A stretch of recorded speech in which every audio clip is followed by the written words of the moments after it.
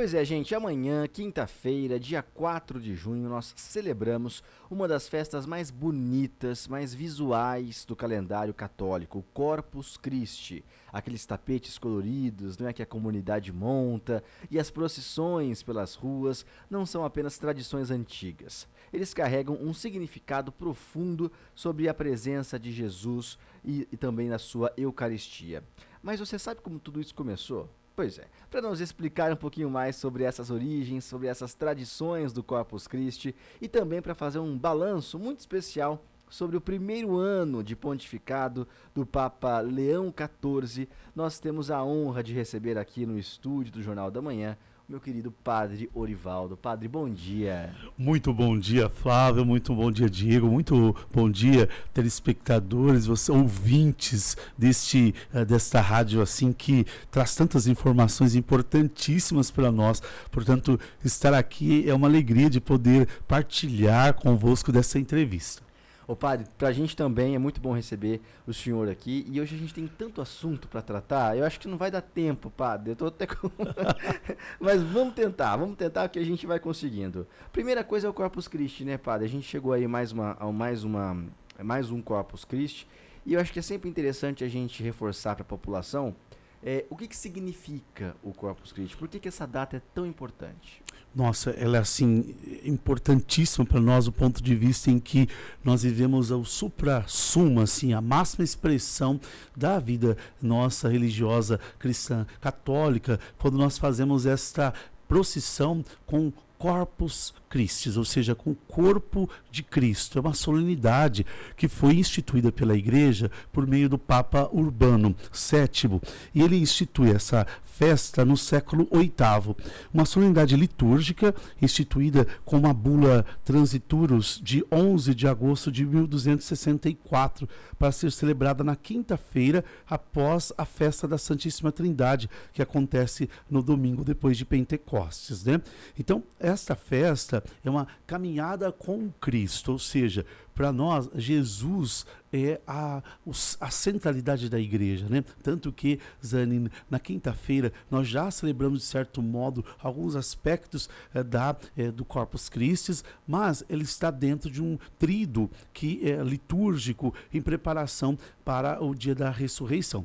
Por esse motivo, mas lá nós já temos assim uns sinais visíveis quando todas as toalhas da igreja são tiradas, todas as flores são tiradas, as luzes são apagadas, porque nesse dia é a retirada de Cristo pelo aprisionamento dos soldados romanos. Então a igreja vive a sua essência nua e crua, sem a luz de Cristo. Portanto, ela perde o seu sentido. Então, Corpus Christi, a igreja, na sua solenidade, revive este momento, mas agora é uma procissão com Cristo. O próprio Cristo é o motivo da nossa procissão.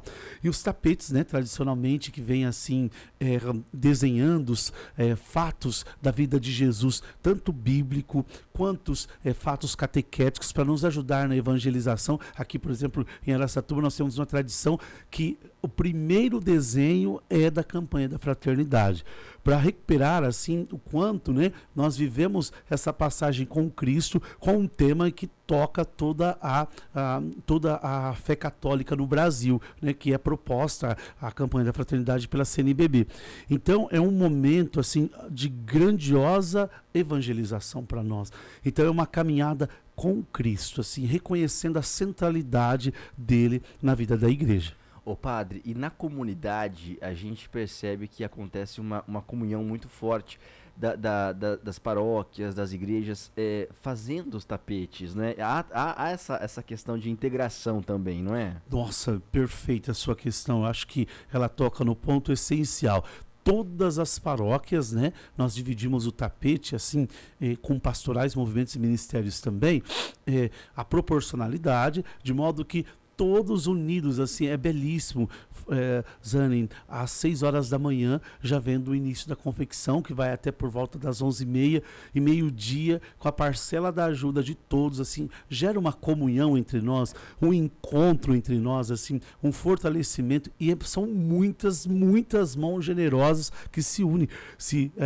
Nesse horário, aqueles que puderem acompanhar, verão que tem crianças, adolescentes, jovens, adultos, idosos, então São mãos juntas que constroem a passagem de Cristo na vida nossa, na presença da igreja, e assim toca muitos corações. É muito bonito, é muito forte esse significado. Ô padre, e esse ano como é que vai acontecer o Corpus Christi aqui em Araçatuba? Onde vai ser a missa, a procissão?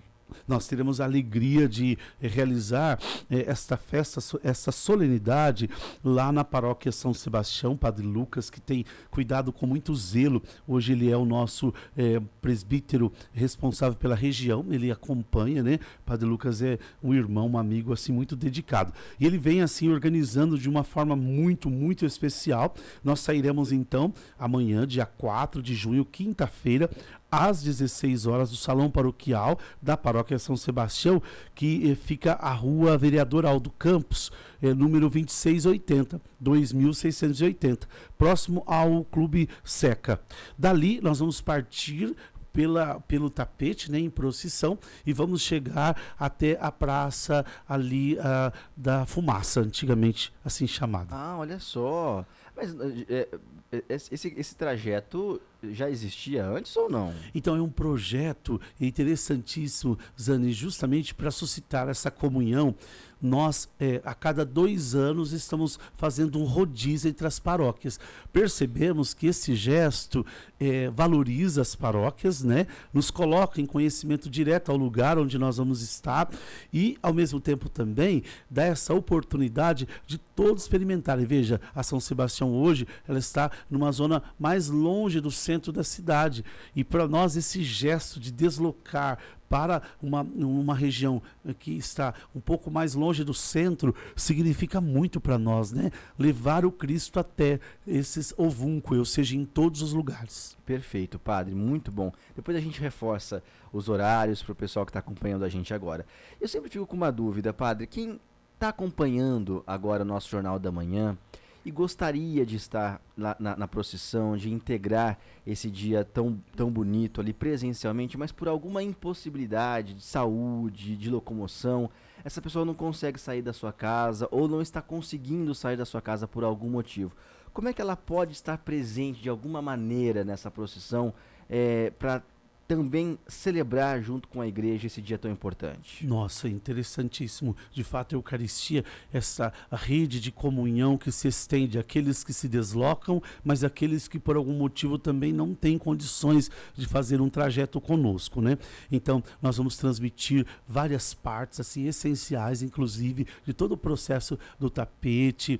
Nós temos assim os ministros de Eucaristia, Zane, que já comumente já faz essa missão de levar a Eucaristia à casa daqueles que estão impossibilitados de se deslocar, mas sobretudo nessa época também. Então é só entrar em contato com a própria paróquia e da sua origem ali, e nós temos a alegria de fazê-los participar, seja com flashes das procissões e da missa, seja com a Eucaristia levada à própria casa, porque nós estabelecemos assim uma comunhão total e plena com aqueles que estão próximos e aqueles que estão impedidos de se aproximar também. Muito bom. Ô padre, o senhor colocou que o primeiro espaço do tapete é destinado à campanha da fraternidade, não é?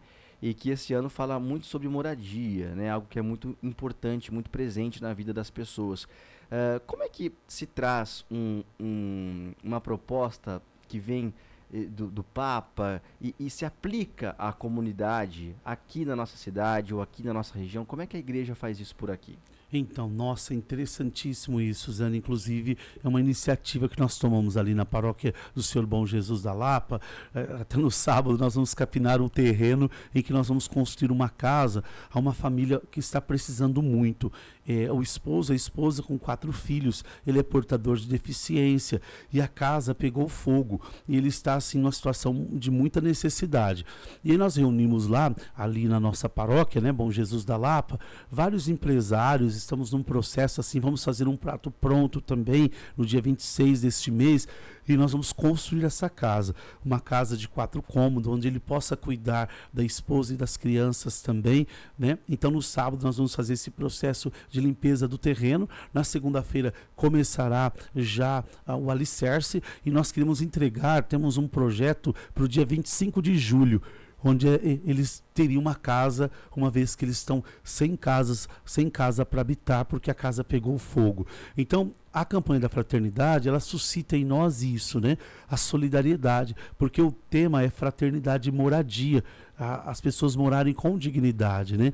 E para mim, voltar lá no meu bairro, onde eu nasci, onde eu fui tanto ajudado, e poder hoje estender as mãos a uma família que está precisando. Então nós vamos construir a casa, eu quero acompanhar do início ao fim, inclusive já no sábado, o processo de limpeza do terreno, porque o mato está muito alto, né? E será para nós uma forma de concretude da campanha da fraternidade. Perfeito. E que também traz a união, né? União de empresários, união de pessoas. É sempre um trabalho de união, né, padre? A união é fundamental. Nossa, de fato, assim, quando mãos generosas se unem, o resultado é um projeto de crescimento humanizador para todo mundo. Perfeito. Ô, padre, agora eu lembro que eu entrevistei o senhor quando o Papa Leão XIV foi eleito Papa, né? E agora, um ano praticamente, um pouquinho mais de um ano depois, eu queria fazer essa pergunta, aproveitando que o senhor está aqui no nosso Jornal da Manhã, né? Como é que o senhor avalia esse primeiro ano do Papa Leão XIV? Lembrando que o Papa Leão XIV, na minha opinião, dos últimos papas que nós tivemos, ele herdou uma responsabilidade ainda maior, porque ele sucedeu o Papa Francisco, que foi uma unanimidade praticamente, né? O Papa Francisco tinha um carisma, uma força que era uma coisa impressionante. O Papa Leão XIV herdou essa responsabilidade. E como é que o senhor acha que ele tem levado a igreja nesse ano? Nossa, primeiramente, assim, Zani, me permita essa referência, como você fez ao Papa Francisco, né? Um grandioso Papa, assim, de um tesouro para a igreja incomparável, assim, né? Um homem que viveu, assim, intensamente o Evangelho, mas ao mesmo tempo também nos permitiu concretizá-lo com ele, né? Eu tive a oportunidade, assim, de tocar as mãos dele, de ouvi-lo falar. É uma herança para a igreja, um grande tesouro. O Papa Leão XIV, o que eu gostaria de ressaltar nesse primeiro ano foi esse processo de continuidade, porque você imagina, ele chega, né, surpreendido assim pela morte do Papa, ele é eleito, do Papa Francisco, ele assume um pontificado, mas em andamento. Por exemplo, nós estávamos no ano jubilar com toda uma programação definida. O que eu penso assim que ele fez de um grande legado foi a honradez e ao mesmo tempo assumir todos os compromissos do Papa Francisco, porque ele precisava fazer a continuidade? Necessariamente não, porque ele era o novo Papa, ele podia dizer, olha, então a partir de agora vamos novos rumos, mas essa fidelidade à igreja, esse projeto de continuidade, ou seja, não é porque o outro não está, agora eu sou elegido e aquilo que é do outro eu devo destruir, pelo contrário. Esse eu acho que é um legado para muitas instituições hoje civis também, o legado da continuidade daquilo que está dando certo, daquilo que é bom, e é o que ele fez, essa honra ao Papa em assumir todos os compromissos, cumprindo-os, ainda que não tenha sido estabelecido por ele. Então, até dezembro, ele teve que viver isso, assim, né, cumprindo a agenda do Papa Francisco com muito esmero, com muito amor e zelo. Janeiro, apareceu o Papa, terminou o legado, ou seja, bom, aquilo que era para cumprir foi cumprido, agora vamos dar marcha, né? Então alguns pensavam, mas o Papa está tão tímido. Na verdade não, ele estava honrando os compromissos assumidos, mas em janeiro ele mostrou-se a conhecer, ele deu-se a conhecer, né? Que é justamente com esse projeto, veja, de honradez ao nome, porque o nome do Papa está relacionado a uma identidade através da qual ele quer direcionar o seu pontificado, né? Então, quando ele escolheu Leão, para nós, assim, foi impactante, né? Porque Leão XIII, ele fez uma síntese muito importante na passagem do século XIX, final do século XIX e início do século XX, uma transição muito importante para a igreja. Ele vai propor a primeira encíclica social, né? Rerum Novarum, que significa nova todas as coisas, né? E ele vai tratar assim que a igreja não está distante dos problemas civis, mas ela, de certo modo, naquilo que ele é próprio, ela participa dessa realidade, né? Então você imagina a modernidade com tudo aquilo, com aquelas confusões, conceitos, horários de trabalho e tudo quanto. E agora o Papa vem É nesse século onde nós temos assim a inteligência artificial como algo que se apresenta a nós e que às vezes temos medo assim, até onde, quando, por quê, como vai ser tudo isso. E o Papa, na sua primeira encíclica, trazer um tema tão essencialmente necessário para ser discutido, né? Então você vê que primeiro ele está assim vivendo mesmo como se Leão XIII enfrentou a transição do século XIX para o século XX, o Papa Leão XIV enfrenta as questões da modernidade, da tecnologia, propondo uma aproximação da igreja. Eu acho assim, o maior legado dele é dizer que a igreja não está fora das questões atuais, que elas fazem parte, ela atravessa, por mais que a igreja tenha o seu campo de atuação próprio, ela não está distante das realidades civis, sociais. Então recupera para nós a dimensão social da igreja, a doutrina. Padre, a encíclica é uma carta, é uma carta de orientação, como é que ela se aplica à nossa realidade? Interessante, a encíclica é uma das formas mais antigas da igreja sobre os pontificados, de transmitir à própria igreja o seu legado de atuação. É como uma voz do Papa, assim, é como uma forma de expressão interpretativa da realidade e da posição da igreja acerca delas, né? É a forma mais comum, é como se fosse para nós um legado de apresentação daquilo que a igreja pensa e como ela atua, né? Então os papas se serviram muito de encíclicas ao longo dos séculos, né? É a voz do Papa assim traduzido por aquilo que ele deseja no seu próprio pontificado, né? Então começar assim, né, com a dignidade humana, que é a tradução dessa carta, é voltar à origem, ao primeiro amor, né? O que constitui-nos como pessoa é a nossa dignidade. Cada pessoa tem o seu valor. As pessoas não podem jamais ser tiradas da dignidade de nenhuma pessoa. Nós temos que respeitar as pessoas, por mais diferentes que elas possam ser, elas têm que ser respeitadas por elas existirem, né? Então o Papa recupera essencialmente para nós esse legado de como a doutrina social da igreja, ao longo dos séculos, né, tanto que o primeiro capítulo ele vai recuperar isso, a ideia é que ele está falando para alguém que não conhece a doutrina social da igreja, ele recupera todas as encíclicas, um histórico, uma cronologia, para depois ir prosseguindo o caminho para chegar ao tema próprio que é a IA, né, que é a inteligência artificial. Mas o que eu assim chama a atenção de nós é esse título dessa carta, em um tempo em que a humanidade é colocado tanto em xeque os valores, onde as pessoas são subjugadas, né?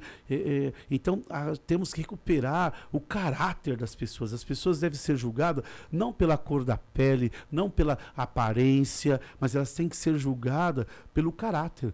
E o julgamento assim positivo da dignidade que elas têm por existir, essencialmente assim, né? Eu penso que recuperar a dignidade das pessoas é voltar ao primeiro amor, é o respeito pelo humano, é o respeito pelo sagrado que cada um de nós carregamos dentro de nós mesmos. Que bonito, Padre. Eu posso aproveitar que o senhor está aqui e que a nossa entrevista já está caminhando para o final e pedir para o senhor deixar uma bênção para os nossos ouvintes, para o nosso público que está acompanhando também pelo YouTube. Tem bastante gente hoje e acho que nessa quarta-feira gostosa vai fazer um bem danado pra gente, Padre. Obrigado, Zane. Nossa, estava com saudade da sua voz, hein, Zane? Ai, que obrigado, Padre. O senhor sempre é generoso. Obrigado, Diego. E vocês todos que estão nos ouvindo agora, me permita abençoar, porque a bênção, ela, por meio da gratidão, ela traz para nós, assim, muita força, muita coragem. Por isso eu queria pedir para você, desanimar não é uma opção. Lutar é a solução. Não desista jamais. Todos nós, né, temos enfrentamentos. Quantas pessoas batem as portas da igreja e falam: Padre, se eu aceitar Jesus eu não vou ter problema? Não, não é assim. Aceitar Jesus não é ausência de problema, mas aceitar Jesus significa revestir nossas forças humanas de forças divinas. Por isso, nas lutas, tribulação, encoraja-se. Peça ao Senhor a força, e essa bênção é para te dar esse processo de recomeço, de continuidade. Nós temos um dia inteiro pela frente, nós temos uma vida inteira pela frente, por isso desistir não é jamais uma opção, prosseguir é a solução. que o Senhor bom Jesus, à sua frente Ele te guie, ao seu lado Ele te guarde, atrás te defenda, acima te abençoe, em nome do Pai, do Filho e do Espírito Santo. Amém. Obrigado, viu, padre? Mais uma vez, uma honra receber você, uma honra entrevistar o senhor, é uma honra.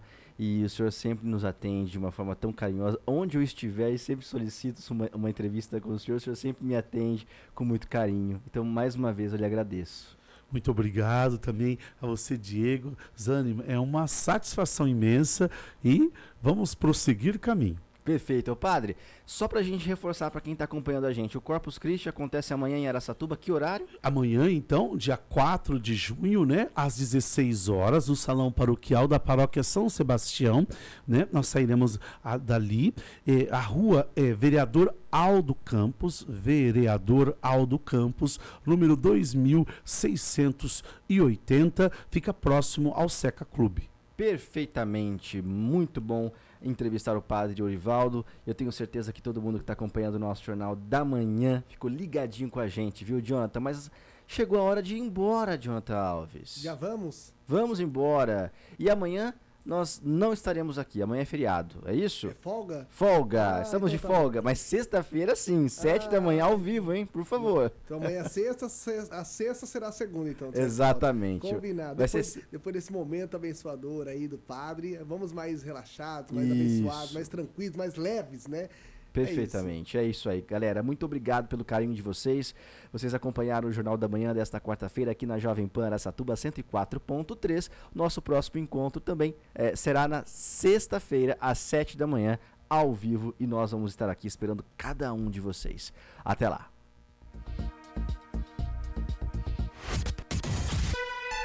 Você ouviu na Jovem Pan Jornal da Manhã.